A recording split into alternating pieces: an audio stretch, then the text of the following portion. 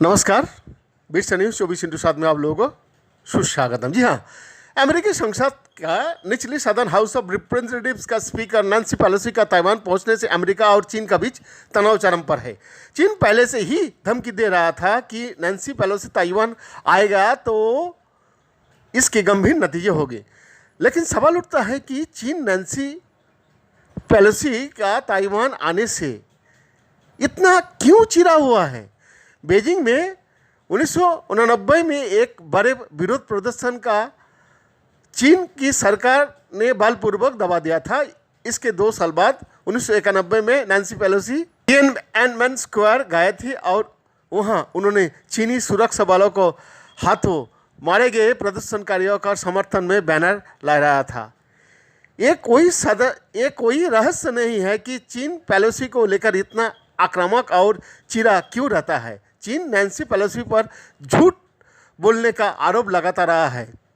चीन स्वशासित ताइवान का एक अलग प्रांत का तौर पर देखता है। चीन ये भी कहता है कि ज़रूरत पड़ी तो वो बल का इस्तेमाल कर ताइवान को अपने देश में मिला देंगे। ताइवान को एक स्वतंत्र देश का तौर पर मान्यता देने वाले मुल्क का खिलाफ भी चीन काफ़ी मुख हो रहा है।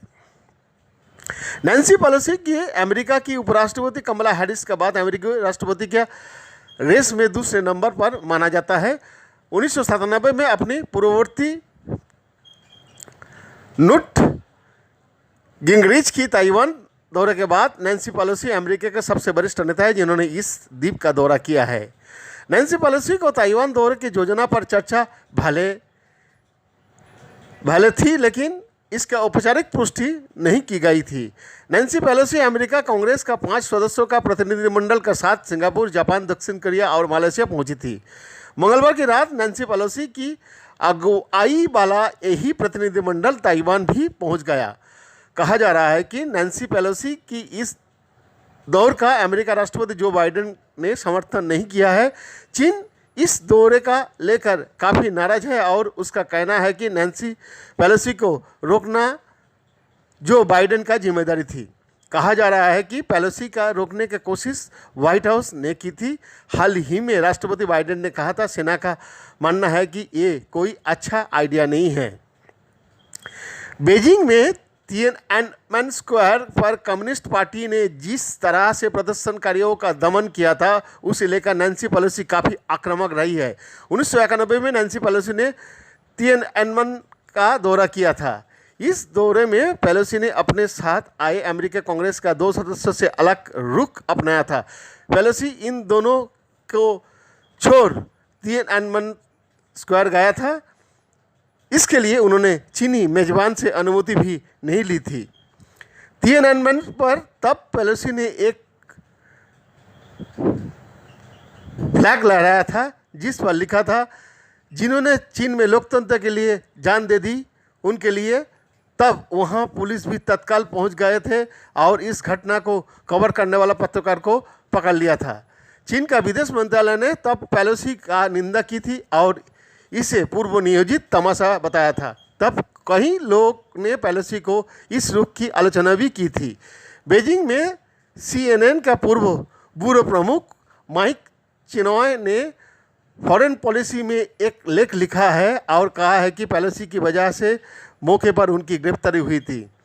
चिनॉय ने लिखा है कि उन्हें बिल्कुल अंदाज़ा नहीं था कि पेलोसी तिएनएनमेन स्क्वायर पर कुछ ऐसा करने वाला है। चिनॉय ने लिखा है कि वो घंटे तक पुलिस की हिरासत में रहे थे। चिनॉय के अनुसार पेलोसी का चीन की सत्ताधारी कम्युनिस्ट पार्टी को प्रति जो रुख था उससे पहली बार उनका परिचय इसी व्यापार में देखा गया था। 1989 में पेलोसी ने तिएनएनमेन स्क्वायर पर हुई हिंसा को लेकर अमेरिका में निंदा प्रस्ताव लाने में मदद की थी। पेलोसी इस हिंसा को लेकर चीन पर लगातार हमला करती रही है। सबसे हाल ही में तिएनएनमेन स्क्वायर पर हुए हिंसा की 33वीं बरसी पर इस साल पेलोसी ने एक बयान जारी किया था। उन्होंने उस विरोध प्रदर्शन को राजनीतिक साहस का सबसे मुखर मिसाल बताया था और चीन में कम्युनिस्ट शासन का अत्याचारी बताया था। 2002 में चीन का तत्कालीन उपराष्ट्रपति हु जिताओ के साथ एक बैठक में पेलोसी ने 4 पत्र सौंपने की कोशिश की थी। इन पत्रों में चीन और तिब्बत में मानवाधिकार कार्यकर्ता की गिरफ्तारी पर चिंता जताया गया था और उनकी रिहाई का मांग भी की गई थी। हालांकि हू चिंताओ ने उन पत्रों को स्वीकार नहीं किया था। कहा जाता है कि 7 साल बाद पेलोसी ने हू चिंताओ को दूसरी पत्र भेजे, तब वो राष्ट्रपति बन चुके थे।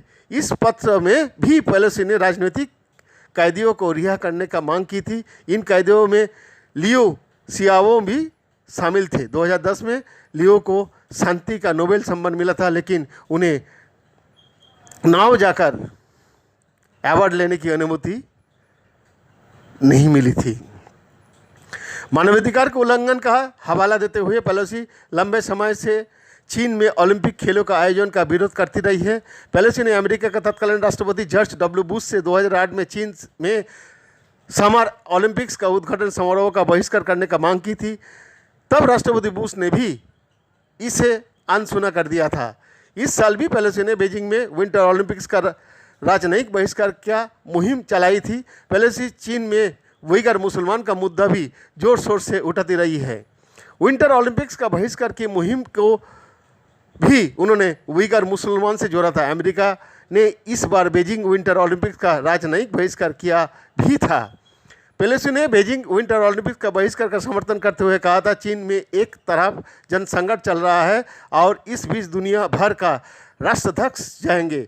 ऐसे में मानवाधिकार को लेकर बोलने का आपका पास कोई अधिकार नहीं रह जाता।